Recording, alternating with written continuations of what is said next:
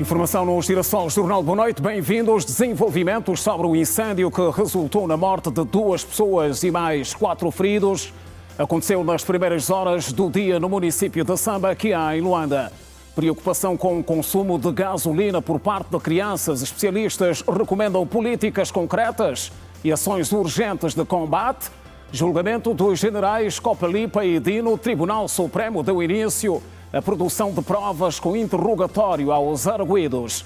Palácio da Cidade Alta, Presidente da República recebeu o Comissário para a Paz e Segurança da União Africana.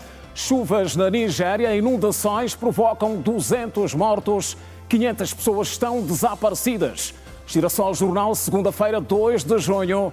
Vamos informar. Bem-vindos.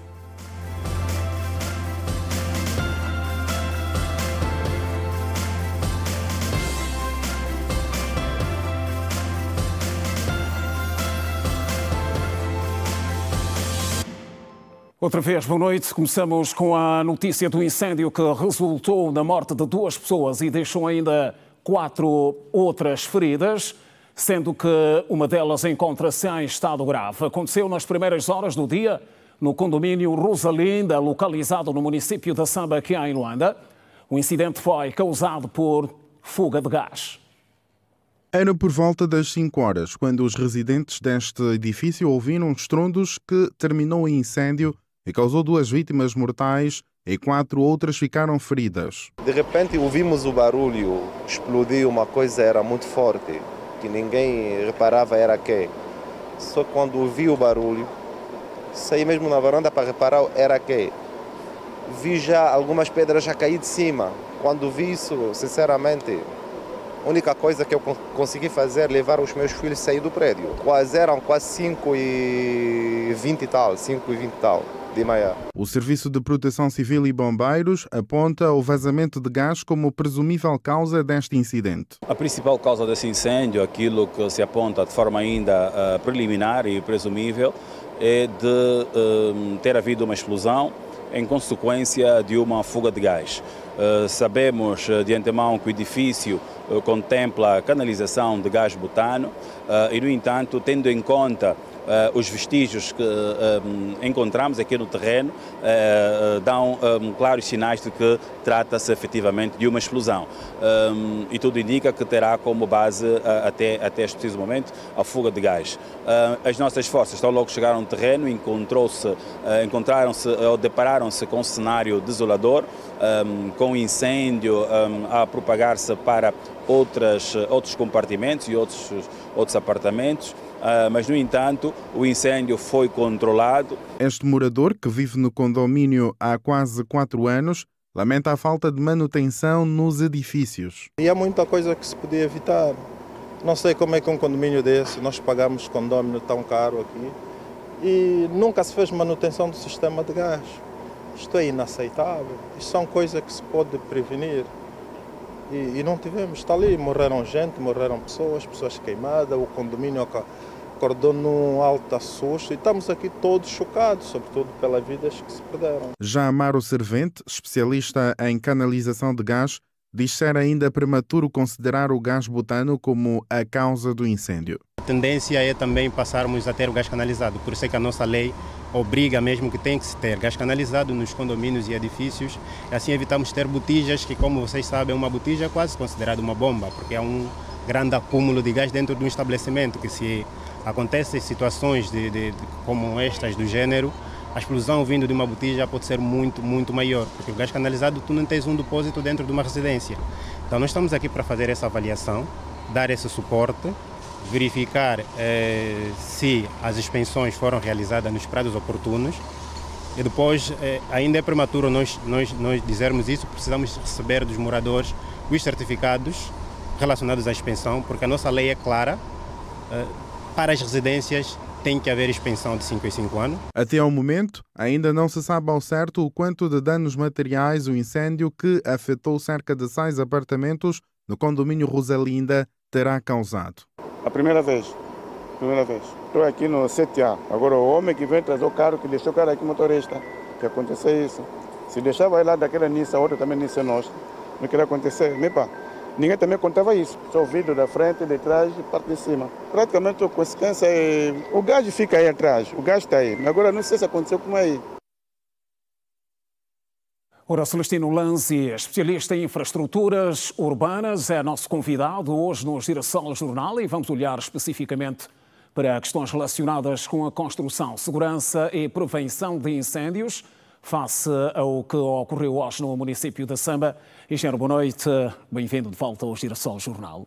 Boa noite, Sibião. Boa noite, telespectadores da Rede Girassol. Ora, e hoje para comentarmos efetivamente o que acabamos de acompanhar, um triste incidente que resultou em 2 mortos, 4 feridos. Como é que podemos enquadrar este acontecimento hoje? Edifícios como o que está em causa? De facto, Simeão, nós temos aqui a lamentar, infelizmente, a perca de vida humana, daí estender os meus pésamos à família lutada. Bem, os edifícios, ao serem projetados, devem obedecer a alguns critérios.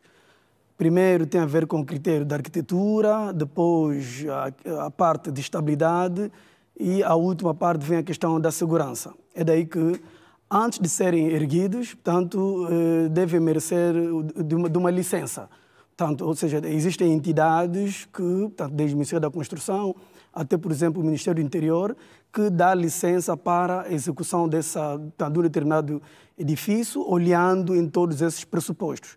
E depois, quando da utilização, deve haver manutenções de forma periódica para se evitar chegar num estágio de falha dos vários equipamentos que um determinado edifício, que faz parte de uma determinada infraestrutura urbana, que pode chegar, que em última instância chega a um caso como este, que infelizmente é de perca de vida humana. Presume-se até agora que o incêndio terá sido causado por fuga de gás.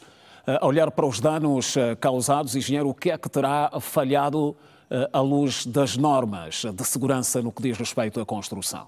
Bem, primeiro... O que é de errado neste edifício? Bem, primeiro tem que se verificar se o edifício, a nível de manutenção, possui todos os documentos, ou seja, todos os documentos, todas as fichas de manutenção. E depois daí é que vai-se poder perceber o que é que realmente aconteceu. Mas, mais uma vez, nós temos que chamar aqui a atenção de que todos os edifícios, elas devem ser modernas, quando eu digo moderna, devem evitar terem equipamentos no seu interior que depois, a priori, podem representar perigo. É daí que, tratando-se de um condomínio, possui um sistema centralizado, por exemplo, em relação ao gás, é daí que toda a atenção deve ser dada. A nossa legislação é clara em termos de, para além de concepção e até de manutenção, é preciso que até os 5 anos o sistema completo deve ser feito a manutenção. Mas os moradores, como são entes que lidam diretamente com o uso e os vários equipamentos que dependem do consumo de gás, são os primeiros que devem detectar os sinais fora do condômino, que é do gestor do edifício, que também deve ser chamado à razão para se verificar o que é que realmente ocorreu em termos de falha, por exemplo, se detectar que num período em que, por exemplo, o projeto ou o serviço de proteção de bombeiros recomenda que deve ser feita a manutenção, mas infelizmente naquele período não foi feito. Daí que tanto o gestor do condomínio, do condomínio e até os moradores devem ser chamados à razão para que não chegamos nesses estados. Engenheiro Lanzi, tratando-se efetivamente de fuga de gás, como se presume até agora, era suposto um mecanismo de extinção de incêndios ter acionado, ter entrado em funcionamento imediatamente, se o edifício tivesse observado todas as normas de construção aqui enumeradas, era suposto? Era suposto, porque um sistema que realmente é testado e é verificado, numa condição desta, ela dá um sinal e automaticamente os sistemas de proteção entram em ação e podem fazer o bloqueio. Por quê? Porque nas zonas onde o sistema é distribuído em projetos, por exemplo, as zonas a cozinha e outras zonas equipamentos que utilizam o gás, o aquecedor, etc., devem possuir elementos reguladores de proteção. No caso de uma alteração de pico ou fuga de gás, porque normalmente este tipo de projetos possuem um material como cobre e é feita solda. E é preciso olhar que o mínimo espaço que possuir de vazamento de gás portanto, é um elemento preocupante. E a identificação desse tipo de anomalias é feita quando ocorre a manutenção. Apesar de que a norma fala em 5 anos, mas é possível fazer em 6 meses, se detectar em função do consumo, até, por exemplo, de desgaste do material, o período de manutenção pode ser antecedida e ser feito de um período mais curto. Portanto, gás, nós sabemos que é uma substância inflamável e, tratando-se de um edifício habitacional, contém materiais também que são inflamáveis de acabamento. Por isso é que os equipamentos detetores de incêndio, portanto, devem estar a funcionar em plenitude para evitar que, infelizmente, chegue a ser, portanto, como a gente vê a imagem, que uma imagem não abonatória. Engenheiro, como é que se explica que tenham morrido pessoas que não estavam no apartamento onde ocorreu a explosão? Bom, tratando-se de um edifício, portanto, o sistema é centralizado. Depois faz a distribuição em vários apartamentos. Portanto, o gás pode vazar num ponto, mas depois pode haver uma espécie de propagação tanto do fogo e até do efeito. Daí que é preciso que nos vários apartamentos, os sistemas de alerta e de corte devem estar devidamente instalados, porque pode estar portanto, a ocorrer num apartamento, mas o outro também deve estar em perigo, porque eles estão diretamente em série. Portanto, se um falha, quer dizer que o outro deve estar em funcionamento do outro apartamento. Só que, portanto, se encadeia o sistema portanto, no seu todo, não é feita a manutenção, aquilo falha em conjunto, e onde pode-se verificar maior efeito é onde, infelizmente, o sistema apresenta defeitos muito considerados. Portanto, nesse local, infelizmente, o efeito há de ser muito catastrófico. Engenheiro, os edifícios normalmente contam com as chamadas escadas de serviço, zonas de refúgio. Para este caso específico, como é que podemos olhar para essa questão? Bem, de facto... Podemos eventualmente afirmar que talvez sejam áreas que não estão previstas no edifício? Não, depende como é que, por exemplo, portanto, quando dizia em relação à validação ou à licença que deve ser dado aos edifícios, portanto, todos esses elementos devem ser observados. Portanto, quer dizer que faz-se uma espécie de uma simulação, muito antes de ser erguido, uma espécie de uma simulação. No caso de acontecer um incêndio neste ponto, quais deverão ser as áreas escapatórias, caso a chama ter uma fonte, uma origem no local A ou B? Como é que pode-se haver uma espécie de evacuação se, por exemplo, não se puder utilizar o elevador, neste caso, portanto, as escadas, onde é que estão localizadas? No caso em que, portanto, o fogo, ou seja, tiver origem próxima à zona das escadas, portanto, aí já há um problema muito grave. E também é preciso que nos vários apartamentos, nos vários pisos, existam zonas onde deve existir, portanto, conter os extintores, para permitir que, se o sistema centralizado não funcionar, pelo menos consegue-se fazer a abertura da caixa onde contém os extintores e fazer, por exemplo, atacar o fogo. Logo, portanto, na fase de início, se esses elementos não forem observados, na utilização do edifício, o efeito, tanto nós vamos sentir de forma cada vez mais gravosa. É preciso chamar a atenção nos vários edifícios que vierem a nascer.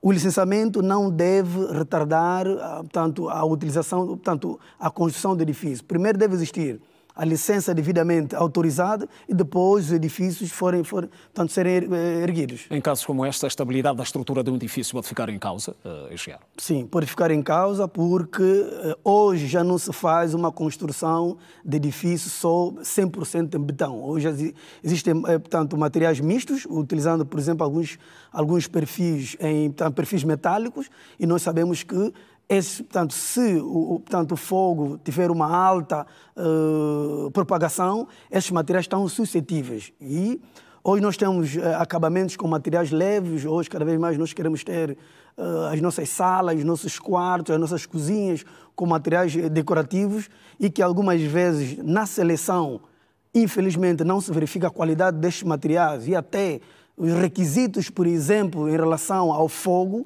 E quando existe uma propagação de determinado ponto, são esses materiais que depois vão propagar em maior escala no determinado apartamento e evitar, portanto, criar dificuldades se alguém estiver num quarto, conseguir sair para uma outra localidade. Daí também preciso chamar a atenção nos acabamentos, nos tipos de materiais que são feitos acabamentos nos apartamentos, ter uma boa avaliação criteriosa para se evitar, no caso da situação em que nós vimos aqui na peça, não tenhamos um apartamento completamente e até chegar no caso mais extremo que é perca de vida. Incidente que não deixa de representar chamada de atenção, Engenheiro Lanzi.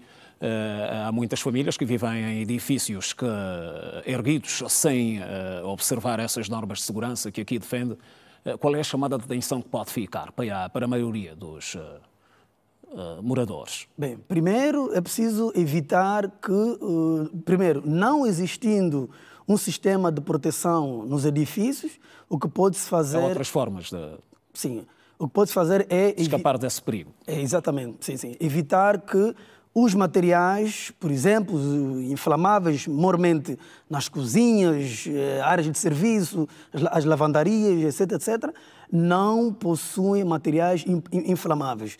Muitas vezes também tem a ver também com o sistema elétrico.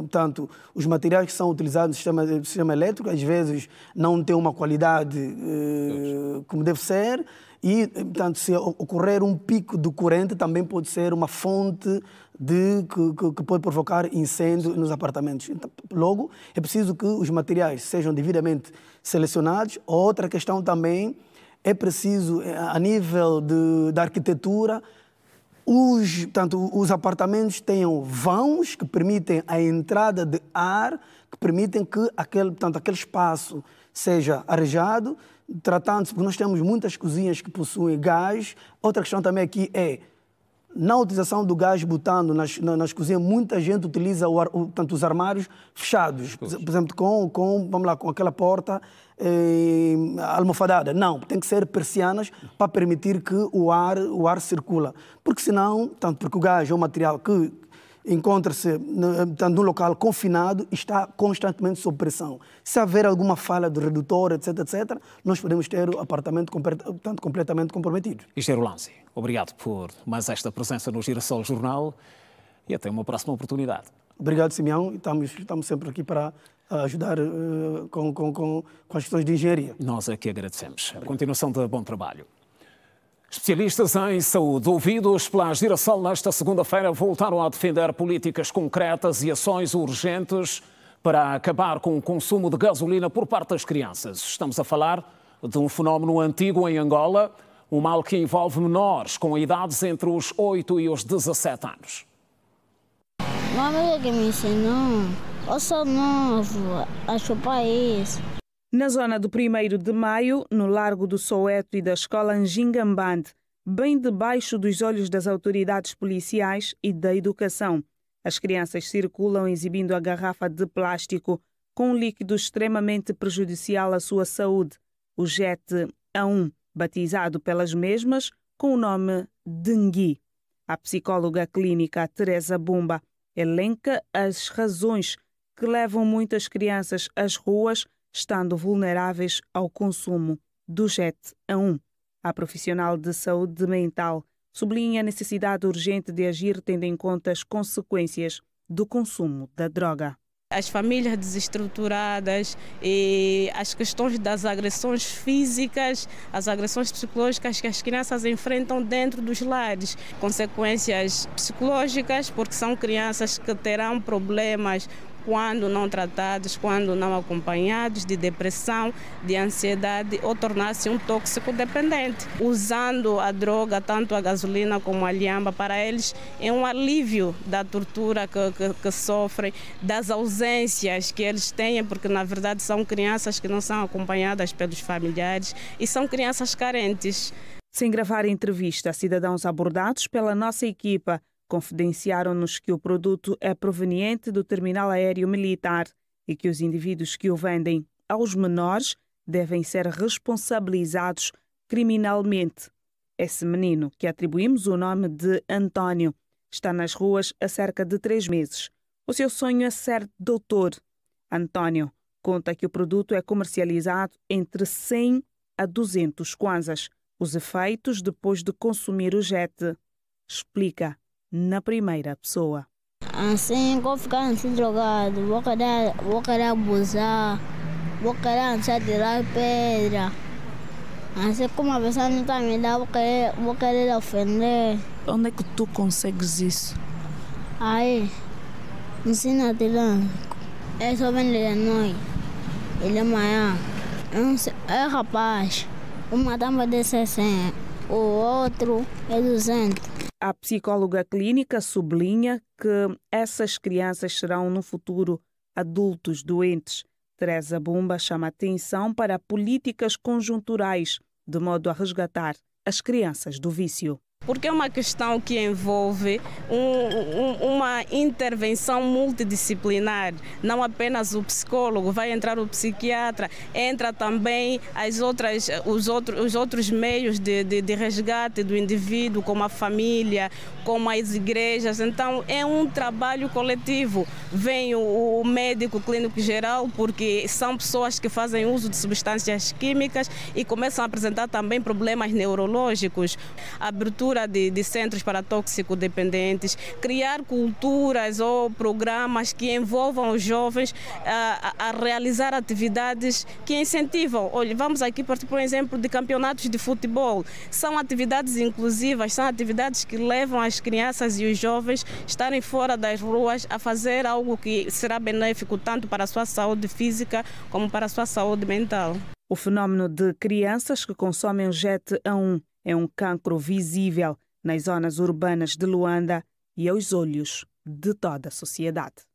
O Mandela Silva propõe-nos agora uma breve passagem por zonas de Luanda que beneficiam de obras de requalificação de vias rodoviárias, como são os casos dos bairros Popular e Papá Simão nos Molevos. Nas zonas citadas, o trabalho em curso já alcançou níveis que deixam a população satisfeita, mas no caso dos Molevos, a única via recentemente intervencionada está outra vez em via de degradação por falta de esgotos. Várias estradas em Luanda foram reabilitadas ou construídas este ano, como são os casos da estrada do Papá Simão, no município dos Molevos, e das estradas do bairro Popular. Os munícipes estão satisfeitos com a reposição do tapete asfáltico, porque isso veio facilitar a vida dos automobilistas e moradores. Em primeiro lugar, agradecemos ao nosso Estado por nos ajudar a facilitar o processo dos moradores nessa rua ou nesse bairro. Realmente a estrada está ajudando muito, está ajudando porque tivemos muita dificuldade pela circulação aqui na via, mas graças a Deus conseguimos vencer essa luta, apesar que temos uma pequena tristeza. A via não terminou até no sanatório, a via parou por meio e está nos dificultar às vezes. Você tem que pegar uma moto para chegar aqui, às vezes carros não chegam até no sanatório, porque aquela parte está mesmo péssima. Embora reabilitada recentemente, mas já com um nível alto de degradação, moradores do bairro do Papá Simão dizem que a estrada se encontra neste estado devido à falta de esgotos. Não foi bem nivelada, porque se tivesse bons esgotos, então não estaria já a partir. Então ela partiu muito cedo, nós sentimos muito porque faltou de boa manutenção. Sim, ela facilita, apesar dos poucos buracos que ela tem, porque ainda ela é nova, os buracos são contados e nós já conhecemos os tais buracos. Mas como colocaram aí um pouquinho de brita, melhor ainda. Mas nós aconselhamos para que pelo menos façam boas estradas. Esta já está a nos facilitar. De uma forma ou outra tem beneficiado. Acerca do acesso, conseguimos sair daqui até o Papá Simão e outros pontos também de Luanda. O bairro Popular é uma zona que beneficiou de asfalto novo, como nos conta Quintino Capapa, que disse que, embora as obras não tenham terminado, mas o que já foi feito tem sido de mais-valia, porque nos outros tempos não havia passagem nem para pedestres, nem viaturas. Sim, de facto, houve melhorias, porque no outro tempo havia muitos buracos, era difícil transitar, tanto carro como peões. Hoje vemos que mudou muito, o bairro Popular mudou, já não há 10 a 15 anos atrás. Isso dá outra mobilidade ao pessoal e também outra visão para os investidores virem para aqui, para o bairro popular, terem algum negócio, alguma coisa para fazer, né? Para a juventude agora está mais libertado para fazer isso. Quanto a esgoto, está tudo bem, a água está a correr perfeitamente, só pedindo a nós, a população, que devemos saber cuidar disso. Que cada vez que nós deitamos lixo nos esgotos, aquilo dificulta mesmo a passagem de água. Quanto à iluminação, está tudo em dia, está mesmo bem a iluminação. Você consegue fazer alguma coisa na via durante a noite e já é uma boa coisa. Continua em Luanda o processo de instalação de contadores pré-pagos que está a ser levado a cabo pela Empresa Nacional de Distribuição de Eletricidade, ENDE. Muitos munícipes ouvidos nesta segunda-feira pela Girassol consideram a nova medida de pagamento como mais prática e fácil. Até 2029, a empresa pretende alcançar a meta de instalação de mais de 1 milhão de contadores de forma gratuita. Os contadores pré-pagos da ENDE começaram a ser montados de forma massiva em fevereiro do ano em curso.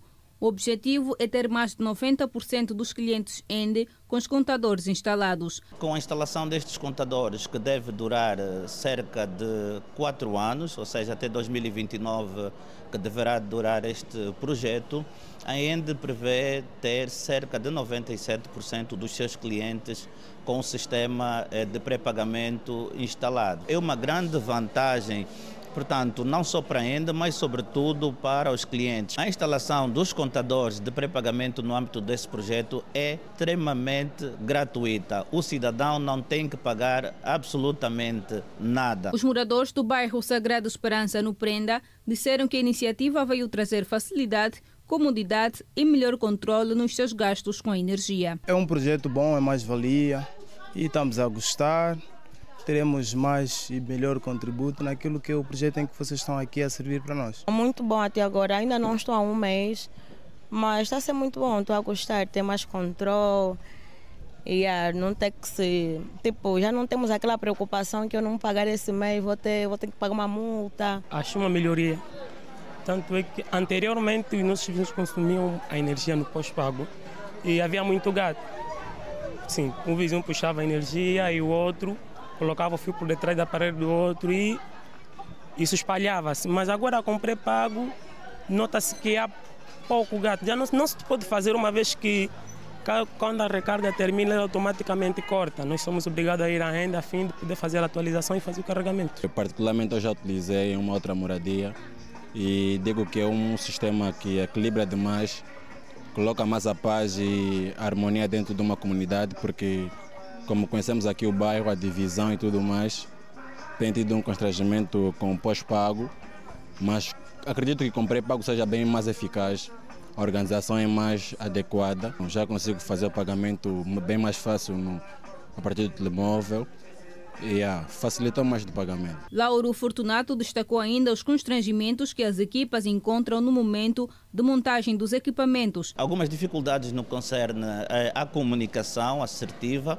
Nós, portanto, melhoramos a comunicação. Hoje todo mundo sabe que está em curso o processo de instalação de contadores, bem como também já estamos a fazer a entrega, portanto, dos instrutivos, um desdobrável que contém todos os instrutivos. Os contadores são instalados com cerca de 30 kWh, portanto, e são ativados automaticamente, ou seja, os nossos clientes não precisam ir às nossas lojas para fazer ativação. Uma das questões que ficou esclarecida é: nenhum cidadão tem a opção de escolher o sistema de pagamento. O novo projeto de montagem de contadores está plasmado na Lei Geral de Regulamento de Eletricidade. A lei é clara, o artigo 4 da Lei Geral, do Regulamento sobre a Lei Geral de Eletricidade, é clara que a concessionária, no caso a ENDE, deve instalar sistema de contagem.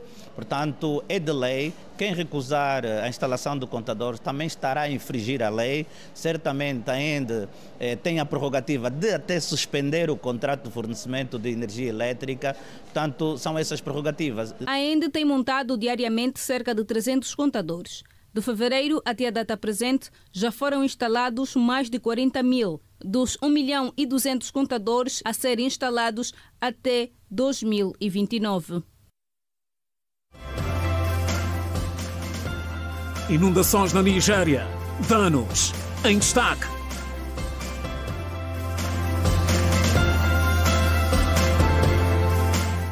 E a mais à frente, teve lugar nesta segunda-feira no Tribunal Supremo mais uma sessão do julgamento que envolve os generais Hélder Vieira Dias Copelipa e Leopoldino do Nascimento Dino. Na sessão, o defensor oficioso da China International Fund apresentou a sua contestação. Também hoje o Tribunal deu início à produção de provas com interrogatório aos arguidos, sendo o general Manuel Hélder Vieira Dias Copelipa o primeiro a ser ouvido pelos magistrados. A CIF, China International Fund, considera sem fundamentos os crimes de branqueamento de capitais e peculato de que vem acusada no processo 38/2022, em que é arguída juntamente com os generais Manuel Hélder Vieira Dias Copelipa e Leopoldino Fragoso do Nascimento Dino. O defensor oficioso Meireles Seca Seca referiu que a CIF é também acusada do crime de tráfico de influência. Todavia, os factos não indicam qualquer conduta que pudesse ser descrita como idônea para preencher estes dois tipos de infração. Na argumentação da sua tese de contestação apresentada nesta segunda-feira em tribunal, o advogado fundamenta que da leitura dos factos da pronúncia percebe-se que não se apresenta quem, como e quando as empresas do grupo CIF usaram influências, nem como, com quem e em que circunstâncias. De acordo com o defensor oficioso, não havendo indícios sobre o cometimento dos crimes em questão, ao reverendo tribunal cabe somente absolver a CIF. Requer a Vossa Excelência, venerando tribunal, tenha a verticalidade para, nos canos da independência e ação, para absolver a arguida, restituir-lhe o seu direito, o que é seu de direito, por inexistência de comportamentos que possam ser considerados crime e, por isso, serem condições de imputabilidade. Horas antes de o tribunal dar início ao processo de produção de provas, com a audição aos arguídos, os advogados de defesa Benja Satula e Bangula Kemba, mandatários das empresas Plansmart International Limited e Huterheit International Limited e de Leopoldino Fragoso do Nascimento, general Dino, manifestaram preocupação quanto à permanência de um juiz do cível na mesa de um julgamento da Câmara Criminal. A deslocação de um juiz de uma Câmara para outra obedece a um pressuposto, que é sob promessa do Presidente e pronunciamento do plenário, visando evitar a incompetência do artigo 9º do Código de Processo Penal, conjugados com o artigo 11, o artigo 37 e 26, gostaríamos de saber do Tribunal, de facto, se esses requisitos, esses pressupostos estão reunidos, né, para evitarmos que, de facto, se venha a arguir alguma nulidade nos termos de 140, número 1, a linha A, mais para frente. Nós não fomos notificados desta deslocação porque, em dezembro, o Tribunal era todo penal. Só em março é que houve essa deslocação. Portanto, era de todo interesse que todas as partes, Ministério Público e Defesa, fossem notificadas da deslocação. Era melhor que o Tribunal resolvesse essa questão, inclusive até a notificação da deliberação do plenário, para depois, no andamento dos trabalhos, essa questão não ser levantada depois. A sessão teve de ser interrompida por 2 vezes para que o tribunal se pronunciasse sobre o questionamento dos advogados de defesa, tendo na retoma da audiência a juíza da causa, Anabela Valente, garantido que o plenário tinha deliberado a deslocação do juiz Raul Rodrigues, mas reconheceu que os mandatários não foram comunicados previamente. Mesmo assim, o tribunal optou por avançar para a audição aos acusados, tendo sido o arguido Manuel Hélder Vieira Dias Copelipa o primeiro a ser interrogado. Ao responder aos questionamentos do corpo de juízes, o general Copelipa negou todas as acusações de que lhe são imputadas. A audição deve seguir esta terça-feira, com o Ministério Público a apresentar questionamentos ao arguido. Os arguidos respondem pelos crimes de peculato, burla por defraudação, falsificação de documentos, associação criminosa, abuso de poder, branqueamento de capitais e tráfico de influência. Esteve hoje no Palácio da Cidade Alta o comissário para os assuntos políticos, paz e segurança da União Africana. Questões relacionadas com a paz e segurança no continente dominaram a audiência concedida pelo Presidente da República, João Lourenço. A fotografia real dos conflitos nas 5 regiões que constituem o continente berço da humanidade foi o mote da conversa mantida entre o Presidente da República de Angola e Presidente em exercício da União Africana, João Lourenço, e o Comissário da União Africana para a Paz e Segurança, o nigeriano Bankole Adeoye. Disse que aproveitou a ocasião para felicitar o presidente Lourenço pelo seu empenho na discussão e resolução das questões africanas. For the President of the Republic of Angola. Abordamos tanto os conflitos prevalecentes nas 5 regiões do nosso continente, falamos também de questões temáticas que têm a ver com o desenvolvimento do nosso continente. Portanto, aqui também demos ênfase à liderança do presidente de Angola na sua qualidade de campeão para a paz e reconciliação da União Africana. E eu, pessoalmente, em nome do presidente da Comissão da União Africana, tive a oportunidade de apresentar uma panorâmica geral sobre a situação africana, bem como as soluções africanas buscadas para as questões africanas, onde destacamos os desafios tais como de governação, questões que têm a ver com o desenvolvimento. O comissário da União Africana para Assuntos Políticos, Paz e Segurança reconheceu o trabalho do Presidente da República enquanto mediador para os conflitos no leste da República Democrática do Congo. A situação prevalecente em Moçambique também faz parte do leque de assuntos abordados entre as entidades. De parte de Sua Excelência o Presidente, fomos capazes de obter o total apoio em todas as questões apresentadas e por isso nós aqui também reconhecemos e agradecemos ao Sr. Presidente pelos esforços empreendidos para a pacificação do nosso continente, especificamente as questões. Ora, um total de 50 formandos entre civis e quadros ligados aos órgãos de defesa e segurança do Estado vai beneficiar de capacitação especializada em cibersegurança no âmbito da criação do primeiro Centro Nacional dedicado à formação técnica nesta área. A informação foi avançada nesta segunda-feira em Luanda, durante a apresentação pública da nova instituição que pretende responder à crescente exposição do país a riscos digitais e ataques cibernéticos. Os cursos a serem ministrados serão certificação internacional e abrangem conteúdos relacionados com segurança de sistemas, gestão de riscos e resposta a incidentes. Todos os países estão vulneráveis naquilo que são ataques cibernéticos. E como a Intelico já vem a fazer intervenções em vários outros países e notamos também que dentro da Angola há ataques constantes, daí a vontade e a importância de nós trazermos aqui sistemas ligados àquilo que é a proteção cibernética.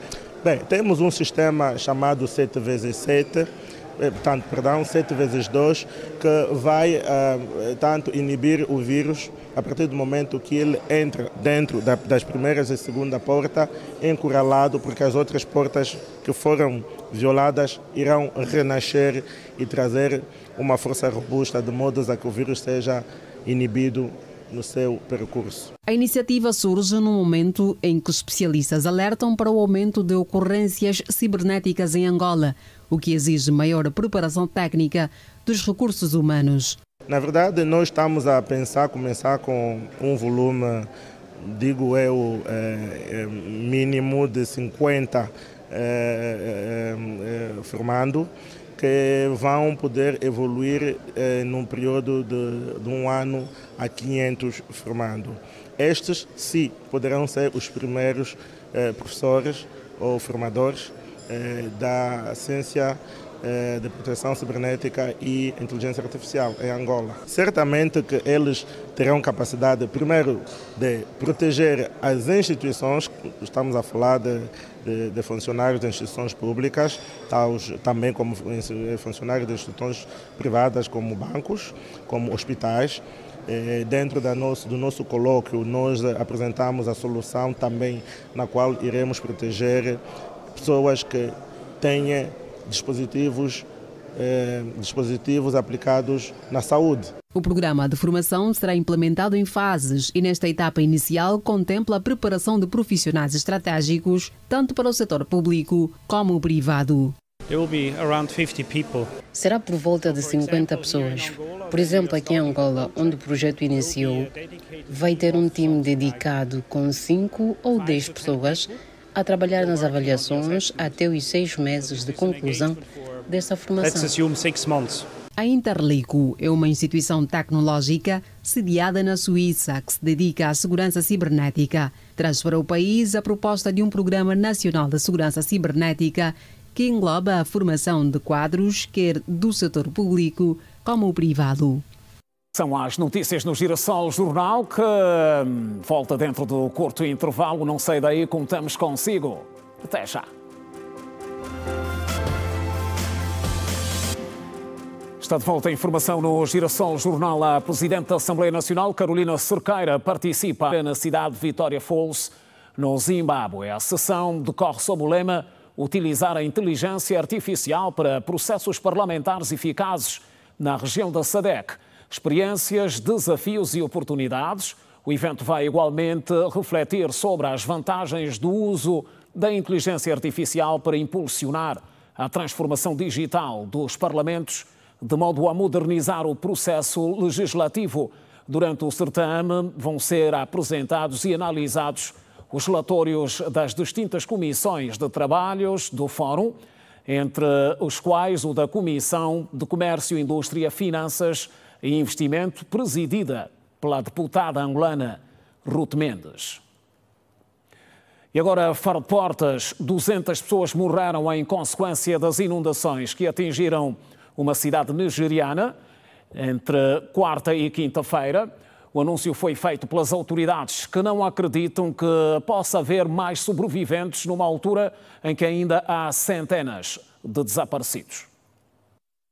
Além das 200 mortes, as chuvas deixaram ainda 500 pessoas desaparecidas. Entretanto, o facto não impediu as autoridades de cancelarem as operações de buscas por acreditarem que não há mais sobreviventes. Segundo o Africa News, as inundações atingiram a cidade de Mokwa depois de as chuvas torrenciais terem caído entre quarta e quinta-feira. As autoridades, que consideram esta a pior inundação da região em 60 anos, procedem ao desenterro de cadáveres sob os escombros para evitar o surto de doenças.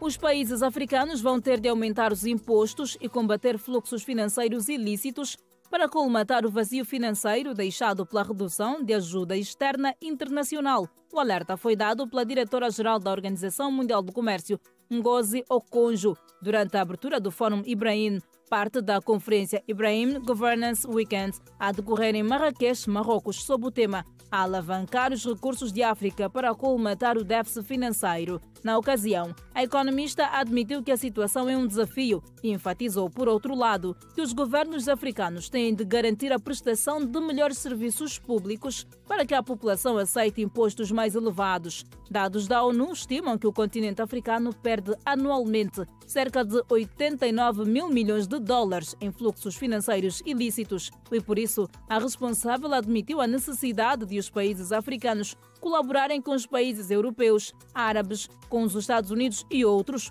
para recuperar estas verbas e investi-las na consolidação financeira e no desenvolvimento. A Ucrânia e a Rússia concordaram hoje trocar todos os prisioneiros de guerra gravemente feridos ou doentes e libertar a totalidade dos militares com idades compreendidas entre os 18 e 25 anos. O anúncio foi feito pelo ministro da Defesa ucraniano depois da segunda ronda de negociações que aconteceu na Turquia. O governante anunciou ainda outro acordo para a troca dos restos mortais de 6 mil soldados de cada lado. A Ucrânia disse que propôs um novo encontro a decorrer entre 20 e 30 de junho ao mais alto nível, com os presidentes da Ucrânia, Volodymyr Zelensky, da Rússia, Vladimir Putin, e dos Estados Unidos, Donald Trump. A Turquia, por sua vez, ofereceu-se uma vez mais para acolher o encontro.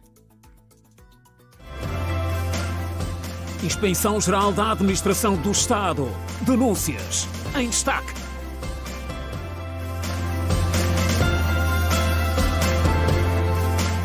Por enquanto, olhamos para o desporto. O Petro de Luanda desloca-se nesta quarta-feira para a África do Sul, palco da fase final da BOL. Os tricolores vão às terras de Nelson Mandela com o objetivo de revalidarem o título. Com o treinador espanhol Sérgio Valdeomilho de volta, o Petro de Luanda realizou o último treino em solo pátrio, antes de partir para Pretória, África do Sul, palco da fase decisiva da Liga Africana de Basquetebol. O campeão do título continental sabe das dificuldades a encontrar em terras de Nelson Mandela para preservar o estatuto, como fez saber o técnico Sérgio Valdeomilho. Yo creo que la primera fase no es... nosotros hemos ido con 3-3 y un partido perdido de 1 y otro partido perdido de 2, ¿no? Y con posesión, no creo que sea definitivo. El año pasado partimos en la misma posición que este año, en esa misma posición, y quedamos campeones. No creo, la primera fase difiere mucho de la segunda fase, de la fase final. Ser campeones, hasta ahora nadie ha sido 2 veces campeón, eso en primer lugar. En segundo lugar, es una competición difícil porque, como decimos, se juegan 3 finales.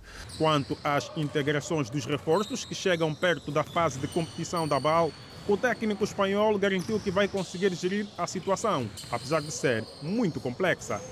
Este año creo que lo hemos hecho un poquito más progresivo en el sentido de integrar a Patrick y queremos ser coherentes con lo que hacemos desde Petro, integrar a Patrick para Singapur, luego para la primera fase de la BOL y ahora evidentemente para la final, con lo cual Patrick ya está, aunque no ha jugado la competición nacional, pero por lo menos está integrado, conoce a los demás. En el caso de Sanquelo no ha podido ser así, puesto que había un vacío desde que queríamos ficharlo hasta que podíamos competir.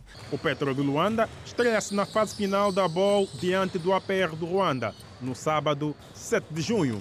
O certame acontece no Sunbet Arena, em Pretória, na África do Sul. O antigo capitão de Angola, Aníbal Moreira, acredita na conquista do Afrobasket 2025. Prova que o nosso país alberga em agosto próximo nas cidades de Luanda e Namibe. Aníbal Moreira, extremo base de Angola, que venceu o Afrobasket em 5 ocasiões, está confiante no triunfo do 5 nacional na prova masculina do nosso continente, que se realiza no nosso país de 12 a 24 de agosto. Sim, portanto, isso é de um grande significado, né? Até porque galvaniza-me para trabalhar mais e melhor e, como sabe, o nosso principal objetivo é resgatar o título africano.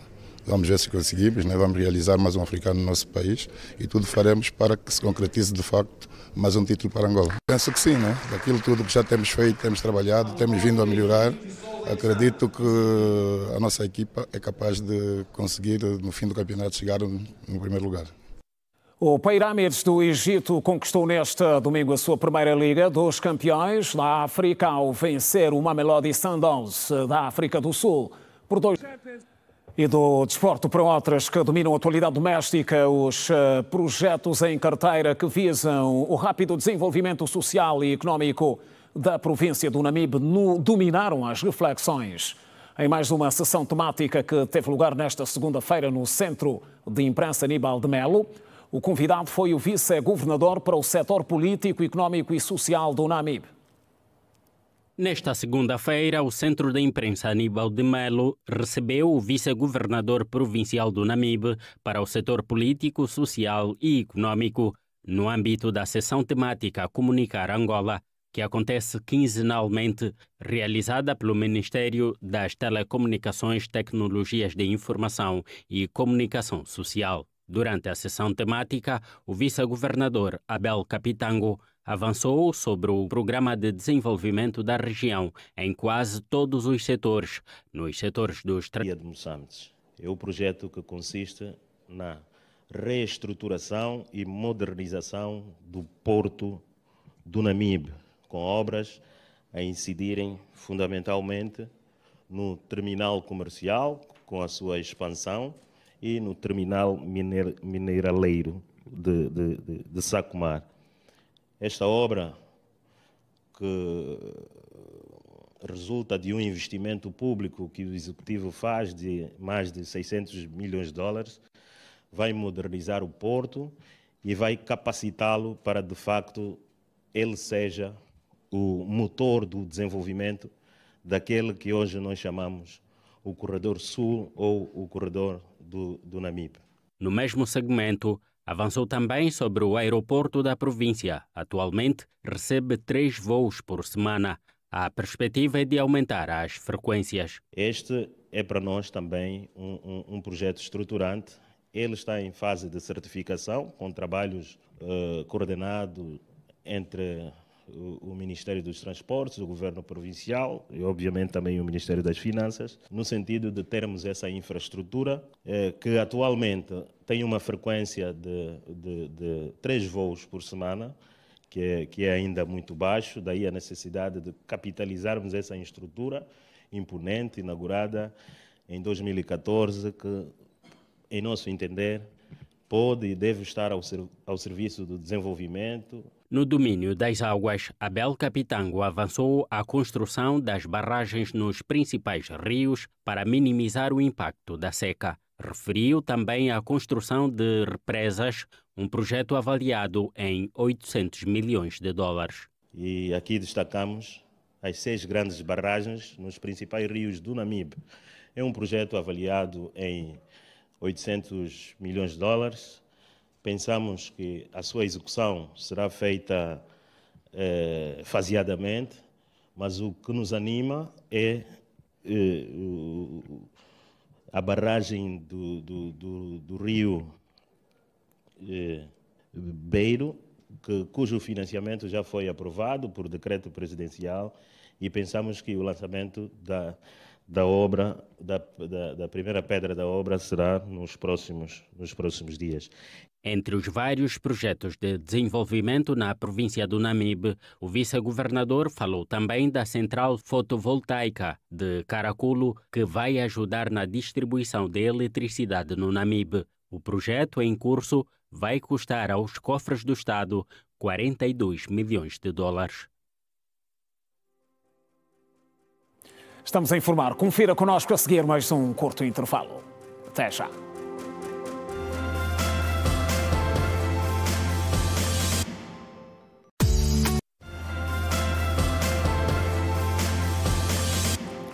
Regresso da informação. A Inspeção-Geral da Administração Pública confirmou que recebe com regularidade denúncias de probidade, extorsão ou solicitação da famosa gasosa e outras irregularidades. A afirmação é do Inspetor-Geral da IGAI, que falava durante o primeiro Conselho Consultivo Extraordinário que teve lugar nesta segunda-feira aqui em Luanda. O controle interno e externo da gestão pública em Angola está a cargo da IGAI e entre as denúncias que mais chegam àquele órgão do Estado estão o desrespeito aos direitos do cidadão, reclamação por contratos não cumpridos, extorsão ou a famosa gasosa. A informação foi avançada pelo Inspetor-Geral da IGAI, João Pinto, durante o primeiro Conselho Consultivo Extraordinário da IGAI, que teve lugar esta segunda-feira em Luanda, sob o lema Inspecionar para prevenir e detectar a violação da legalidade. Normalmente as denúncias, grande parte delas tem a ver com atos de improbidade ou irregularidade ou desrespeito aos direitos dos cidadãos, como o registro, direito de superfície, do respeito à propriedade, contratos não cumpridos, reclamação da dívida, às vezes extorsão resultante de atos de funcionários oportunistas que têm um salário, mas querem cobrar uma gasosa. Têm sido esses atos, quer cidadãos, funcionários civis, quer militares. O evento, que juntou em Luanda individualidades desde órgãos de soberania, membros do Executivo, Procuradoria-Geral da República, Governo da província de Luanda, bastonários de diferentes ordens profissionais, académicos, sociedade civil e outros, teve como objetivo levar até o cidadão toda a informação possível sobre o papel da Inspeção-Geral da Administração do Estado na vida do cidadão. Com os seus servidores, enquanto cidadãos, devem realizar o interesse público, nunca para prejudicar, dificultar, humilhar, extorquir o cidadão, mas para resolver o problema quando ver isto, quando ver abuso ou atos que violam a legalidade, reclame perante quem você vê que o seu comportamento está contra as normas ou que deseja, ou para saber se está correto. Nunca é demais perguntar. Denuncie sobre irregularidade, os abusos e atitudes que atentam contra a moralidade pública. E olhamos agora para a nota que dá conta de que a vice-presidente do MPLA, Maraquiosa, participa em Marrakech, Marrocos, no Ibrahim Governance Weekend, evento anual organizado pela Fundação Moi Ibrahim, que aborda questões de liderança e financiamento, com foco principal em África, sobretudo relacionados ao desenvolvimento do continente. O evento, que decorre até o dia 4 do corrente mês, aborda ainda outras questões. A vice-presidente do MPLA, que representa o presidente do partido, João Lourenço, vai mantendo vários encontros. Destaque para a audiência concedida por Moi Ibrahim, a vice-presidente, onde foi reconhecido e enfatizado o facto de Angola ter subido no ranking da boa governação, classificando-se como o 5º país que mais melhorou no ranking, no índice, na última década, relacionado com a boa governação. E o primeiro secretário provincial do MPLA em Luanda, Luís Nunes, trabalhou nesta segunda-feira no município da Camama, onde orientou um encontro de trabalho com responsáveis das estruturas de base do Partido dos Camaradas, naquela circunscrição de Luanda. O encontro teve como objetivo ouvir as reais preocupações dos líderes das estruturas de base. O primeiro secretário do MPLA em Luanda, Luís Nunes, fala dos setores que carecem de intervenção imediata. Social, mostrarmos aquilo que nós temos em carteira e que nós temos intenção que nós vamos realizar agora nestes 2 anos. Tanto a nível de água, energia, saúde, educação, vias de comunicação, segurança pública, saneamento básico. São esses os setores mais preocupantes da nossa sociedade e nós temos visto nas visitas que nós temos feito regularmente aos nossos municípios que é preocupante e nós temos que começar por algum lado. Mas estou convencido que com qualquer um destes programas que nós estamos a realizar que vai mudar substancialmente o modo de vida das nossas populações para melhor. Luís Nunes falou igualmente sobre os municípios que necessitam de uma atenção especial. Nós vamos fazer tudo por tudo para que seja abrangente a quase toda a província. Portanto, não vamos pôr nenhum município de fora, uns mais que outros, porque já tenho dito várias vezes que nós temos municípios com mais problemas que outros. Portanto, são os tais filhos que nós temos que dar uma atenção especial, que é o caso de Molenvos, que é o caso de Ojaenda, municípios com problemas preocupantes e que nós sentimos e queremos fazer as coisas acontecerem. Foram escutados municípios do Camama, Talatona, Belas, Quilamba e Mussulo. E assim informamos por hoje no Girassol Jornal, edição de segunda-feira. Vem aí o Girassol Debate, não perca, às 21 horas pontualmente. Nós voltamos amanhã à mesma hora. Boa noite, passe bem.